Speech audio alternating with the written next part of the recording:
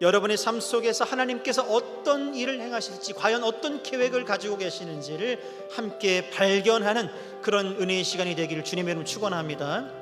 첫 번째로 여러분에게 이런 질문을 한번 드려봅니다. 우리의 고난은 어떤 의미를 가지고 있을까?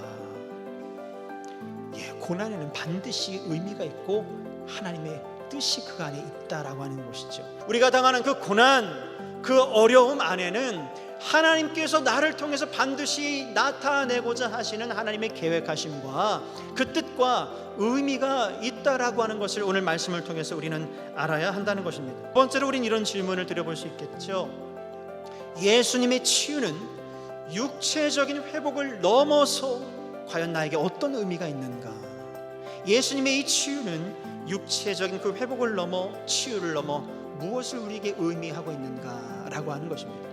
무슨 의미를 가지고 있을까요? 단순히 우리의 문제를 해결하고 우리의 어려움을 해결하고 우리의 눈을 떠주는 것 말고도 우리의 영적인 눈을 뜨게 해주고 나 자신을 바로 보게 해주시고 내 삶을 바로 보게 해주시고 그리고 내 삶에 함께하고 계시는 그 주님을 바로 볼 수 있게 해주시는 의미가 바로 이 안에 담겨 있다는 사실입니다.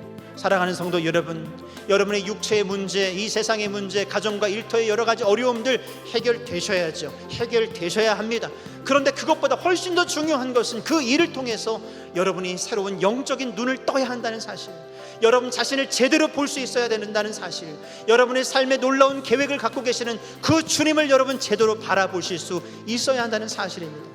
그런 은혜가 여러분에게 있기를 주님의 이름으로 축원합니다. 마지막 세 번째로 우린 이런 질문을 드려봅니다. 우리가 예수님과 함께 어떻게 공동체 안에서 영적으로 성장할 수 있을까? 사랑하는 성도 여러분, 요는 나 개인의 신앙으로 멈춰서는 안 된다는 것입니다. 나 개인의 신앙은 반드시 공동체와 연결되어지고 함께 성장해야 한다라고 하는 것을 말씀을 드리고 싶은 것입니다. 사랑하는 성도 여러분, 믿음으로 그렇게 서로 연대하며 하나님의 일을 함께 이루어 나가실 수 있는 그런 여러분의 가정, 여러분의 삶이 되실 수 있기를, 그런 우리 대구 평강교회가 되기를 주님의 이름으로 축원합니다. 오늘 말씀 가운데 실로암 이 맹인의 고난 속에 하나님께서 하시고자 하는 그 일이 있었던 것처럼 여기 계신 여러분의 삶 속에도 여러분의 그 고난과 여러분의 그 어려움 한가운데도 하나님께서 반드시 하실 일이 담겨 있다는 사실을 여러분 꼭 잊지 마시길 주님의 이름으로 축원합니다.